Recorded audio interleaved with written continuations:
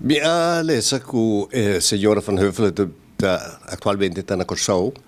e ku é biboneiro e ele tem ani papia ku é pessoa não ku tava de molesta de água de se manco passe e caminha ku água sereno bastante cas ku tava de molesta para habitante na isla. Mas me te quer ku e pessoa não ku alesa oftende meste acudi of bel punta con andame por papia che signora e che signora por bentir vista della situazione e cu waku si tin cosa cambia of cu tin cosa non cambia vedere che cosa è importante però di mesuro sea mister bisa e signora che cu è problema di acqua na boneiro pa desaside acqua ora cu acqua cai di un candidato alto sina para assim algo na G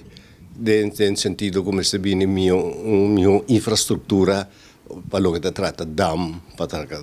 ruína na Bonaire e também para conversar com ele com também por ter na habitat livre de molesta de água mas me te quer que seja muito importante e também me te quer que chega momento que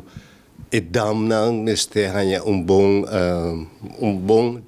direttiano pa wanta e awa kutabini for di cielo. Mi te chiede quando ti un po' di manutenzione, se un tempo non hai nada con e lodo mes tambe a paxe la bocca di alcun di eriol nan e dam nan tambe come se vuoi mantenere. Sì. Mi te chiede che ten e conoscimento conta mantenere e dam nan tambe vai perdi e mi te chiede che meste bini algo altro mirando che ten cambio di clima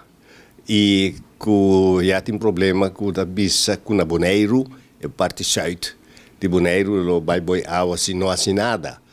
e me te quer cu tá bom para nós conhecer pôr atenção riba e coisa e cu governo na me tem tique mais na me um tique mais alerta para e tipo de coisa que ino spera e guarda cu hulana lo binjuda pero conhecer tra plan so non dobbiamo tra dam guarda acqua botinco qui si tra riba e tipo di cosa nei e buono perché da tra dam ne antes non tava da tra dam perché dam non tava da ting non solamente per guarda e acqua pa e no causa problema però tambe pa parte di agricoltura